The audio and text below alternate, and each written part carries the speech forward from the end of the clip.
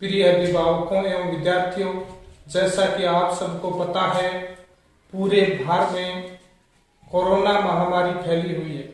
इसी के चलते आपकी अपनी विद्या भारती स्कूल बच्चों की पढ़ाई को सुचारू रूप से शुरू कर सके, इसके लिए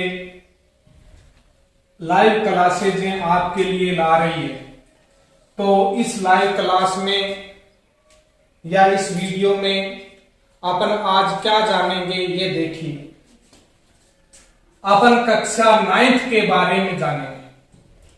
कक्षा 9th है, कक्षा 9वीं। इसकी गणित का जो नया पाठ्यक्रम है, गणित का जो नया पाठ्यक्रम क्या है, अब आपको पता है एनसीईआरटी ने अपना नया सिलेबस जारी कर दिया, नया पाठ्यक्रम लागू कर दिया। वो नया पाठ्यक्रम क्या है कक्षा 9वीं की गणित में, वो अपन देख रहे हैं।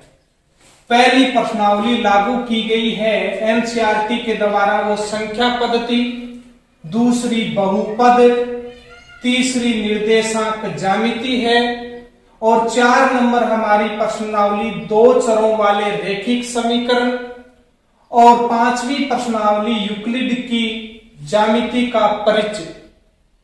फिर 6 नंबर प्रश्नावली अपनी आती है रेखाएं और कोण, 7 नंबर प्रश्नावली आती है त्रिभुज, और 8 नंबर प्रश्नावली आती है चतुर्भुज, और 9 नंबर जो प्रश्नावली आती है समांतर चतुर्भुजों और त्रिभुजों के क्षेत्रफल के बारे में, और 10वीं प्रश्नावली वृत्त, बहुत इंपॉर्टेंट प्रश्नावली है ये। 11 नंबर रचनाएं, 12 नंबर हीरोन का सूत्र, और 13 नंबर जो है पृष्ठीय क्षेत्रफल और आयतन, 14 नंबर जो है सांख्यिकी, 15 नंबर प्रायिकता। ये एनसीईआरटी ने कक्षा 9th के गणित का नया पाठ्यक्रम अब लागू किया है। यानी कि अब 8वीं कक्षा के जो उत्तीर्ण विद्यार्थी हैं वो अब 9th में बैठेंगे, तो उनको पहले वाला सिलेबस नहीं मिलने वाला है। ये सिलेबस होगा आपका, और इसी के अनुरूप आपको गणित की तैयारी करनी होगी। आप इस 9th कक्षा में अपनी पकड़ मजबूत कर लोगे तो 10वीं में आपको बहुत बड़ा लाभ होने वाला है। तो आज अपन जो पहली प्रश्नावली है, अपन प्रश्नावलियों को क्रमबद्ध करेंगे। तो अपन ये जो पहली प्रश्नावली है वो 1 नंबर है संख्या पद्धति। तो संख्या पद्धति वैसे तो हम छोटी छोटी क्लासों में सीखते आए हैं, फिर भी अपना दोबारा देखते हैं कि ये संख्या पद्धति क्या है। इससे विद्यार्थियों आपका रिवीजन भी होगा पीछे की कक्षाओं का, और आप आज भी जान पाएंगे संख्या पद्धति क्या है और इसके किस प्रकार के सवाल आपकी नई बुक में आ रहे हैं, इससे भी आपका परिचय कराने वाला हूं। तो आपको प्रश्नावलियों को तो पता चल ही गया होगा, कोई ज्यादा प्रश्नावली नहीं है, 15 प्रश्नावली। हमारी जो पहली प्रश्नावली है वो संख्या पद्धति है। कौन सी प्रश्नावली है विद्यार्थियों? संख्या पद्धति। इस संख्या पद्धति के बारे में अपन जानेंगे। सर्वप्रथम हमारी जो संख्या आती है वो प्राकृत संख्या, प्राकृत संख्या। 2 नंबर पूर्ण संख्या, 3 नंबर हम जानेंगे पूर्णांक संख्या। इसके बाद में हम जानेंगे परिमेय संख्या, फिर हम जानेंगे अपरिमेय संख्या। हमारे पाठ्यक्रम में संख्याओं के बारे में जो अध्ययन बताया गया है वो प्राकृत संख्या, पूर्ण संख्या, पूर्णांक संख्या, परिमेय संख्या और अपरिमेय संख्या। प्राकृत संख्या क्या है? हम गिनती करते हैं जैसे 1 2 3 4 5, या आप विद्यार्थियों एक थैला ले लीजिए। ये थैला है, मतलब इसके अंदर बॉल डालिए, एक बॉल, दूसरी बॉल डाल दी, तीसरी बॉल डाल दी, चौथी बॉल डाल दी। ये जो अपन क्रिया कर रहे हैं ये गिनती की 1 2 3 4, हम इसको 0 से तो नहीं गिनेंगे ना, 1 से गिनेंगे, यानी कि इसमें 0 शामिल नहीं करना। 1 2 3 4 है वो प्राकृत संख्या है। देखो प्राकृत संख्या क्या है, 1 2 3 4 टिक टिक टिक, ये हमारी जो संख्या है वो प्राकृत संख्या है, इसमें 0 शामिल नहीं है। थोड़ी सी अपन चर्चा कर लेते हैं, ये 0 या 0 क्या है, 0 या 0 क्या है, ये अपन चर्चा कर लेते हैं।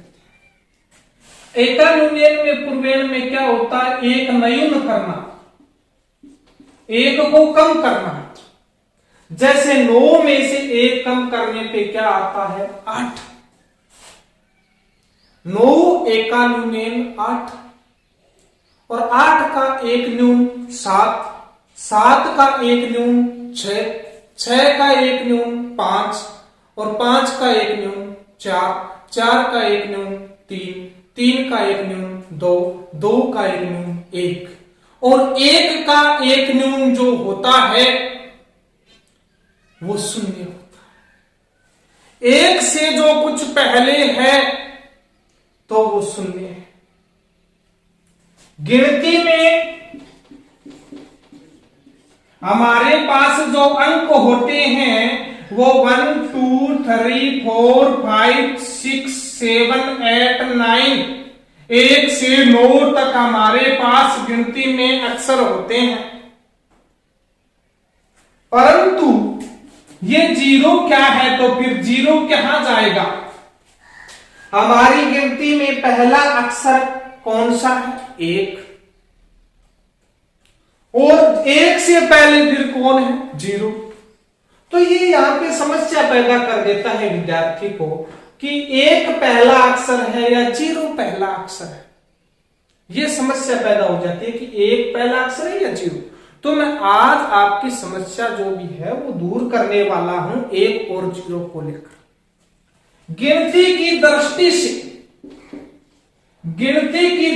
से 1 पहला अक्षर है, और स्थान की दृष्टि से 0 का पहला स्थान है। 0 का पहला स्थान कैसे हुआ, जैसे देखिए 9 के बाद में भाई क्या आता है, 10 11 12 13 14 15 16 17 18 19। यहां आप इकाई अक्षर देखिए, 10 का इकाई अक्षर क्या है, 0, 11 का इकाई अक्षर 1, फिर 2, फिर 3, फिर 4, फिर 5, फिर 6, फिर 7, फिर 8, फिर 9। यहां आप देख रहे हैं कि पहले कौन सा अंक आया है, 0, फिर 1, फिर 2। तो यहां पर स्थान की दृष्टि से पहला स्थान 0 का है, और गिनती की दृष्टि से पहला स्थान 1 का है। परंतु प्राकृत संख्या में ये बात आपको याद रखनी है। कौन सी बात आपको याद रखनी है, कि प्राकृत संख्या में है वो 0 शामिल है।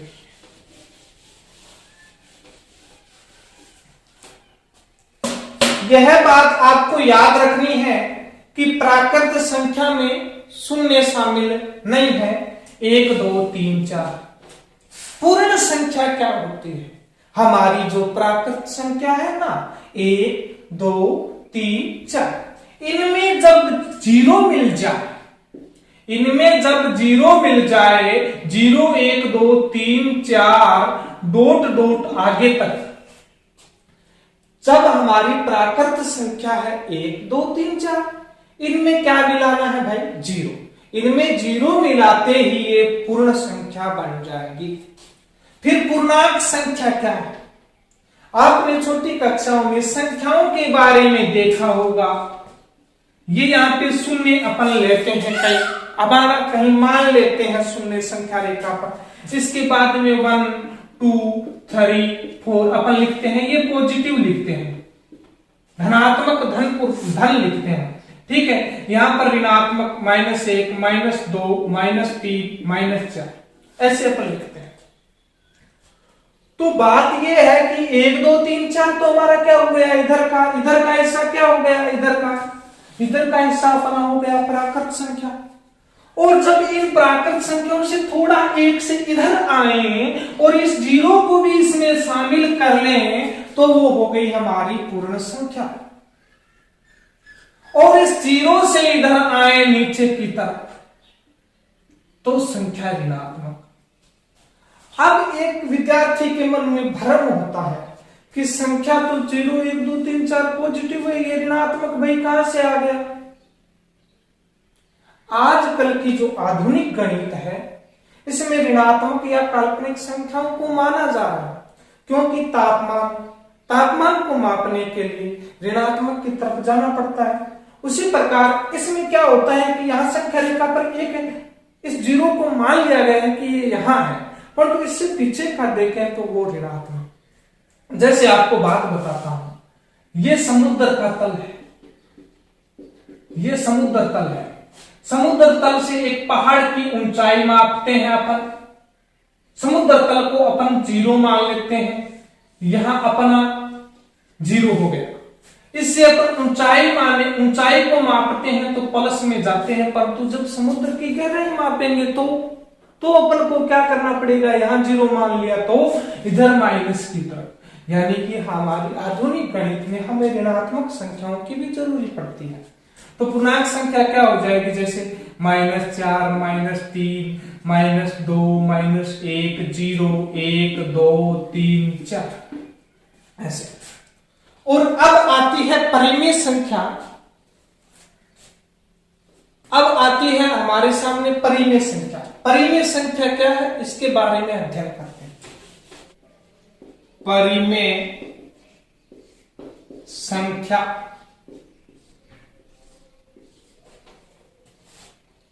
वह संख्या जो P/Q के रूप में लिखी जाए, P/Q के रूप में लिखी जाए परिमेय संख्या होती है, परंतु Q बराबर 0 नहीं होता है। जैसे 3/4 एक परिमेय संख्या है, 1/2 एक परिमेय संख्या है, 2/7 एक परिमेय संख्या है। ये जो होती है वो परिमेय संख्या होती है। विद्यार्थियों, जहां पे अंश मिले बट्टा में हर मिले, अंश मिले बट्टा में हर मिले, अंश मिले बट्टा में हर मिले, वो परिमेय संख्या है। ध्यान रहे यहां हर 0 नहीं होना चाहिए, यहां हर है वो 0 नहीं होना चाहिए। अगर हर 0 हो गया तो वो परिमेय संख्या नहीं होगी। 2 में 0 का भाग लगेगा और इंफिनिटिव आ जाएगा। परिमेय संख्या है अपनी, परिमेय संख्या वो P/Q के रूप की होती है, इसके जैसी होती है, और Q बराबर 0 नहीं होता। जैसा कि आपने देखा 3/4 1/2, यहां पे P कौन है 3, Q कौन है 4, P कौन है 1, Q कौन है 2। यहां Q है वो 0 नहीं होना चाहिए, बस ये होती है अपनी परिमेय संख्या। परिमेय संख्या वह होती है जो P/Q के रूप में लिखी जाए जहां Q 0 नहीं है, जो कि एक ऋणात्मक पूर्णांक है। हमारी प्रश्नावली का पहला सवाल है, नीचे दिए गए कथन सत्य हैं या असत्य, कारण के साथ अपने उत्तर दीजिए। पहला क्वेश्चन क्या है इसका, पहले का पहला, क्या प्रत्येक पूर्ण संख्या एक प्राकृत संख्या होती है। क्वेश्चन क्या है, क्या प्रत्येक पूर्ण संख्या एक प्राकृत संख्या होती है। अब अपन इसका हल देखते हैं। पहले तो हम पूर्ण संख्या के बारे में जाने, वो तो आपको बता ही दिया, 0 1 2 3 4 ... ठीक है। और प्राकृत संख्या के बारे में अपन ने क्या जाना आज, प्राकृत संख्या में 1, 2, 3, 4 इसके बारे में अध्ययन किया। अब आप देखिए पूर्ण संख्या एक प्राकृत संख्या होती है क्या? प्रत्येक। अब देखिए ये अक्षर तो है ना 1, 2, 3, 4 ये तो क्या होते हैं? ये अक्षर तो प्राकृत संख्या में मिलते हैं, परंतु प्राकृत संख्या में कौन सा अंक नहीं आ रहा है ऊपर से? ये 0 है ना, 0 ये इसमें नहीं है, ये 0 इसमें नहीं है। तो अपन क्या कह सकते हैं? प्रश्न क्या पूछा है? क्या प्रत्येक पूर्ण संख्या एक प्राकृत संख्या होती है? तो अपन इसके बारे में यह कह सकते हैं कि प्रत्येक पूर्ण संख्या एक प्राकृत संख्या नहीं होती, क्योंकि पूर्ण संख्या में जो 0 है वो प्राकृत संख्या में नहीं है। पूर्ण संख्या में जो 0 है वो किसमें नहीं है विद्यार्थियों? प्राकृत संख्या में नहीं है। तो ये कथन पहला कथन है, इसका उत्तर असत्य हो गया और कारण आपको बता ही दिया गया। दूसरा क्या है? दूसरा क्या है प्रश्न? क्या प्रत्येक पूर्णांक एक परिमेय संख्या होती है? प्रत्येक पूर्णांक कौन सा होता है भाई? हल 2 के बारे में अपन चर्चा करते हैं। इसने पूछा प्रत्येक पूर्णांक एक परिमेय संख्या होती है, तो पूर्णांक कौन कौन से होते हैं? -4, -3, -2, -1, 0, 1, 2, 3, 4 ये हमारी पूर्णांक संख्या थी। इस सब के बट्टा में, इस सब के हर में 1 होता है। इस सब के बट्टा में सभी के हर में क्या होता है? 1 वो दिखाई नहीं देता है, क्योंकि 1 का भाग देने पे कोई फर्क नहीं पड़ता। किसी भी संख्या में आप 1 से गुणा, 1 से भाग कर सकते हो विद्यार्थियों। इसलिए इस संख्या में 1 का भाग लगाने पे यह संख्या p/q के रूप की बन गई, ये संख्या भी p/q के रूप की। ये सभी पूर्णांक है वो p/q के रूप के बन गए 1 लगाते ही। कहने का मतलब ये एक परिमेय संख्या होती है। प्रत्येक पूर्णांक एक क्या होती है? परिमेय संख्या होती है। तो उत्तर कैसे लिखेंगे? हम ये लिखेंगे प्रत्येक पूर्णांक एक परिमेय संख्या होती है, क्योंकि प्रत्येक पूर्ण संख्या के हर में 1 लगाने पे कोई फर्क नहीं पड़ता। 1 का भाग देने पे वो p/q के रूप की हो जाती है, इसलिए प्रत्येक पूर्णांक एक परिमेय संख्या होती है। हल नंबर 3 देखते हैं। 3 नंबर सवाल क्या है? क्या प्रत्येक परिमेय संख्या एक पूर्णांक होती है? प्रत्येक परिमेय संख्या।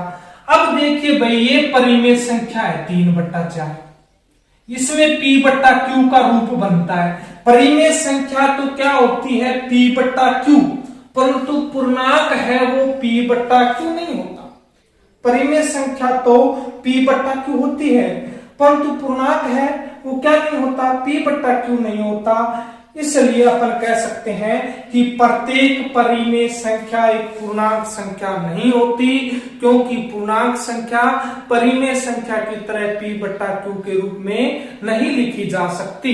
दूसरा अपना सवाल क्या है? 1 और 2 के बीच 5 परिमेय संख्याएं ज्ञात करें। हल कि नहीं भी 2 अंकों के बीच में परिमेय संख्या ज्ञात करने का सूत्र होता है a + b/2। इससे भी अपन ज्ञात कर सकते हैं। जैसे अपन सवाल करते हैं, देखिए 1 और 2 के बीच पहली परिमेय संख्या कितनी ज्ञात करनी है? 5। पहली परिमेय संख्या ये अपन पहली ज्ञात करनी है, तो फॉर्मूला कौन सा लगाएंगे? a + b/2 वाला। अब देखिए 1 + 2 बट्टा में क्या लगाना है? 2। तो 1 और 2 को जोड़ने पे कितना आ जाएगा? 3/2। तो पहली परिमेय संख्या आ गई अपनी 3/2। अब कौन सी ज्ञात करेंगे भाई? दूसरी परिमेय संख्या ज्ञात करेंगे। तो अब की बार क्या कर लेंगे? ये देखिए 1 था, इधर अपना कितना था? 2 था, इसके बीच में अपन ने क्या ज्ञात किया है? 3/2। अब इस 1 को लेंगे और इस 3/2 को लेंगे, इनके बीच एक और निकाल लेंगे। ठीक है, तो 1 को लेंगे प्लस 3/2 को लेंगे, इसके बट्टा में क्या लगाएंगे 2। अब देखिए ये ऊपर वाला जोड़ है, इसको अपन को सरल करना है आराम से। 1 के बट्टा में 1 लिख देंगे प्लस 3/2 बट्टा में आ जाएगा 2। तो इसका भाई लघुत्तम क्या आता है, इसका लघुत्तम आता है हमारा 2 बट्टा में क्या है 2। अब देखिए ये 1 है, 1 का अपन पहाड़ा बोल रहे हैं, तो एकम 1 है, 1 दूनी 2 यानी कि कितने बार जाता है 2 बार। तो सीधी सी बात है, यहाँ पे 2 का ऊपर गुना कर दो तो 2 आ जाएगा, प्लस 2 एकम 2 तो ये 3 आ जाएगा। तो ये हो जाएगा हमारा 5/2, 2 और 3 कितने होते हैं 5, तो ये हो जाएगा 5/2 बट्टा में क्या है 2।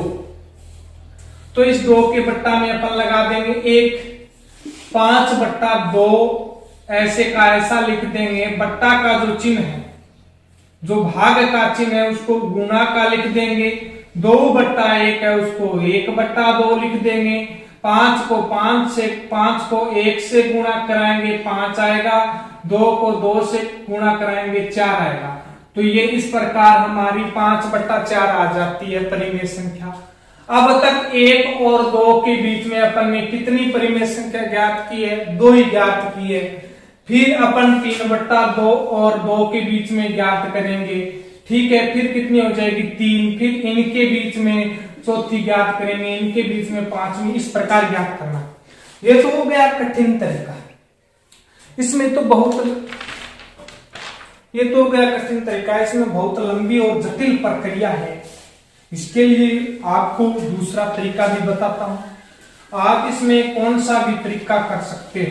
एक तो आपका 1 है और 1 है भाई 2।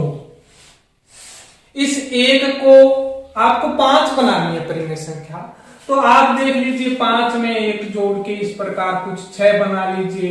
यानी कि कहने का मतलब इसका हर है ना वो 6 करना है। 1 का अर्थ है कैसे होगा, 1 को ऊपर भी 6 से गुणा, नीचे भी 6 से गुणा, 2 को ऊपर भी 6 से गुणा, नीचे भी 6 से गुणा, या नीचे 6 का भाग लगा देंगे। कहने का मतलब नीचे हर है ना वो 6 होना चाहिए, तो नीचे 6 करेंगे तो ऊपर भी अपन को 6 से गुणा करना पड़ेगा।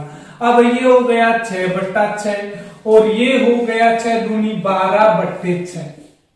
ये आपका वैसे बोल 6/6 आपका वैसे बोले तो 1 है, 12/6 वैसे बोले तो आपका 2 है।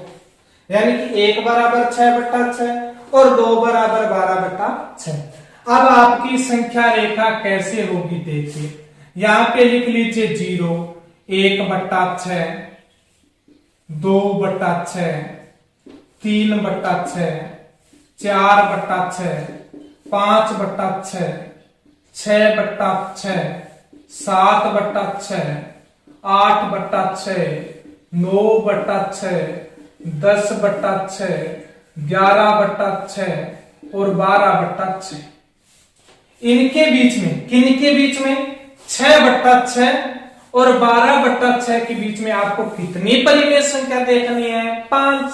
ये तो आपका है 1, ये आपका क्या है 1, ये यहां पे आपका क्या है 2। आपको 1 और 2 के बीच में 5 परिमेय संख्या देखनी थी ना, तो ये रही 1 और 2 के बीच में 5 परिमेय संख्या। आप लिख देंगे अतः 1 और 2 के बीच में 5 परिमेय संख्या 7/6, 8/6, 9/6 और 10/6 और 11/6। 2 उदाहरणों के बाद में प्रश्नावली आती है अपनी 1.1। ये वो 2 उदाहरण आपको बताए थे, वो 1.1 के थे। इसका 1.1 का अपना पहला सवाल है, क्या 0 एक परिमेय संख्या है? इसे आप P/Q के रूप में लिख सकते हैं, जहां P और Q क्या होने चाहिए, पूर्णांक, और Q बराबर 0 नहीं होना चाहिए। तो अपन इसका हल देखते हैं। 0 एक परिमेय संख्या है क्योंकि यह P/Q के रूप में लिखी जा सकती है। लिखी जा सकती है। कैसे लिखी जा सकती है? शून्य, ये आपका शून्य है। इसके बट्टा में आप दो कुछ भी आप लगा सकते हो, जैसे एक लगा दिया मैंने। शून्य में, शून्य के बट्टा में एक लगाने पे कोई फर्क नहीं है यहाँ पे। तो ये तो आपका P हो गया, ये आपका Q हो गया। और अब देखिए P बट्टा Q के रूप में आपने लिख दिया। शून्य एक परिमेय संख्या है, आप इसे P बट्टा Q के रूप में लिख सकते हो क्या? हाँ, P बट्टा Q के रूप में लिख सकते हैं। अपन 0 के बट्टा में 1 लगा सकते हैं, इसका कोई फर्क नहीं पड़ता। और जहां P और Q क्या होना चाहिए? पूर्णांक। पूर्णांक संख्या क्या पढ़ी थी? 0 1 2 3 4, यही तो पढ़ी थी पूर्णांक संख्या। पूर्णांक संख्या क्या है यहाँ पे? 0 1 2 3 4। तो ये P का मान 0 है, वो क्या है? पूर्णांक। Q का मान 1 है, वो भी क्या है? पूर्णांक। तो P और Q पूर्णांक भी हो गए, और Q क्या नहीं होना चाहिए? 0। Q 0 भी नहीं है। शून्य एक परिमेय संख्या है, क्योंकि यह P बट्टा Q के रूप में लिखी जा सकती है। और देखिए 0 के बट्टा में 1 और P बट्टा Q के रूप में लिखी गई। P और Q पूर्णांक भी है, Q बराबर 0 नहीं है। Q not equal to 0। 1.1 का अपना सवाल नंबर 2 अपन देखते हैं। 3 और 4 क्या है भाई? 3 और 4 के बीच 6 परिमेय संख्या ज्ञात करनी। जब आपको 6 की पूछे ना, तो 6 में 1 जोड़ दो, कितना आता है? 7। अब आपको क्या करना है? 3 और 4 का जो हर है ना, वो आपको 7 बनाना है। वैसे आप कुछ भी बना सकते हो, इनके बीच की संख्या ज्ञात करने के लिए ध्यान रहे बीच में 5 से या 5 से ज्यादा परिमेय संख्या आनी चाहिए। ठीक है, तो अपन देखते हैं हल। 3 है, ये 3 का हर कितना बनाना है अपन को? 7। तो ऊपर भी 7 से गुणा कर देंगे। 7 तेरी 21, नीचे क्या है? 7। दूसरा अपन का अंक है 4, तो 4 को नीचे 7 का भागा देंगे, भाग देंगे तो ऊपर भी 7 से गुणा करेंगे। 7 चौके 28, और नीचे क्या आता है? 7। अब 21 बट्टा 7 है और 28 बट्टा 7 है। जब हम संख्या रेखा पर देखेंगे तो 21 बट्टा 7, 22 बट्टा 7, 23 बट्टा 7, 24 बट्टा 7, 25 बट्टा 7, 26 बट्टा 7 और 27 बट्टा 7 और 28 बट्टा 7। ये 21 बट्टा 7 हमारा क्या है भाई? 3 है। और ये 28 बट्टा 7 हमारा क्या है भाई? 4 है। अब इनके बीच में 6 परिमेय संख्या है या नहीं? 1 2 3 4 5 6। आप इस सूत्र से भी कर सकते हो a प्लस b बट्टा 2। इससे लंबी और जटिल प्रक्रिया होगी, तो एनसीईआरटी के माध्यम से लंबी और जटिल प्रक्रियाओं से बचें और अच्छा सीखें। तो ये होगा जब भी आपको पूछे कि 3 बट्टा 4 के बीच में 6 परिमेय संख्या ज्ञात कीजिए, 6 परिमेय संख्या का पूछे तो 1 जोड़ दीजिए 7, यानी कि हर क्या बनाना है? दोनों का 7। जब आपको पूछे कि 5 परिमेय संख्या ज्ञात करो तो 1 जोड़ दीजिए, कितना आ गया? 6, यानी कि दोनों का हर क्या बनाना है? 6। जब आपको यहाँ पे ये पूछता कि 4 परिमेय संख्या ज्ञात करो, तो आपको क्या करना पड़ता? 4 प्लस 1 बराबर 5। ऊपर नीचे कितने का भाग देना होता? 5 का भाग देना होता। आज अपन ने क्या सीखा? आज अपन ने 4 चीजें सीखी। प्राकृत संख्या, पूर्ण संख्या, पूर्णांक संख्या, परिमेय संख्या, और किन्हीं 2 अंकों के बीच में परिमेय संख्याएं ज्ञात करना भी सीखा। और हमने प्रश्नावली 1.1 थी आपकी किताब में, उससे पहले 2 उदाहरण थे, वो 2 उदाहरण आपको कंप्लीट करवा दिए। और 1.1 में 4 सवाल है, उनमें से आपको 2 सवाल करा दिए। बाकी का अपन अगले वीडियो में देखेंगे। कल क्या पढ़ते हैं कल के 2 सवाल अपने कैसे होंगे। तो बने रहिए, जुड़े रहिए, वीडियो देखते रहिए और घर पर रहें, सुरक्षित रहें।